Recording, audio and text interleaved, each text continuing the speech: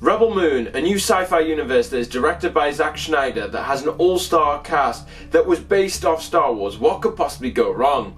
Well, here's my review of it. Firstly, there was a few good things about Rebel Moon. The visuals are absolutely stunning. Now, don't get me wrong, the time spent on the visuals must have been a lot. Every planet looks different. All the universe looks good, the spaceships look good, some of the weapons like the swords, like especially the light ones that kind of look like fake lightsabers, look amazing. But other than that, Rebel Moon was missing a lot.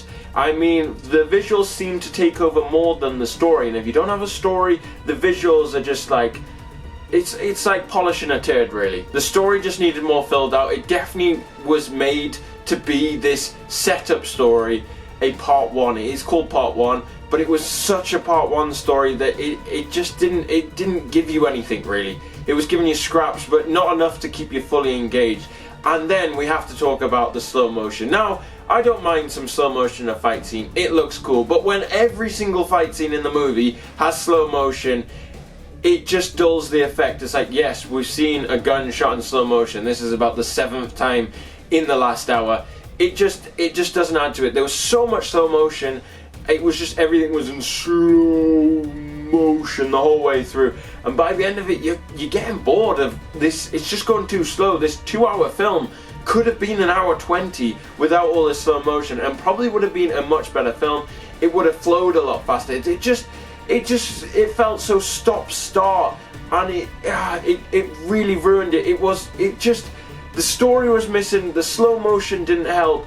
And then the dialogue as well was just absolutely bizarre. It just didn't add anything. I also think they just didn't use the actors they had to their full potential. Maybe they will in the second part.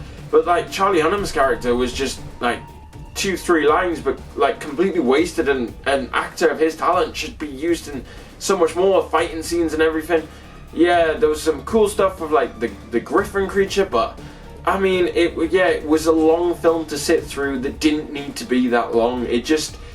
I think an hour would have been fine. In fact, put that hour on the other part and just make it one film.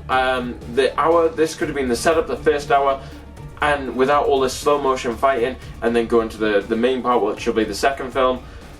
But yeah, what did you guys think of Rebel Moon? I thought it was beautifully looking, but that beautiful looking took away from the story, and then using so much slow motion, which looks fantastic.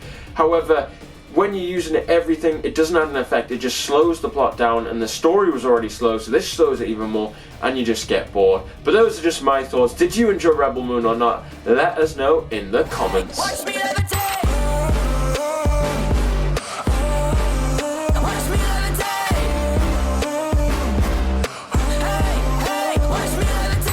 To paint me like a no-name, so sorry, but we're not the same.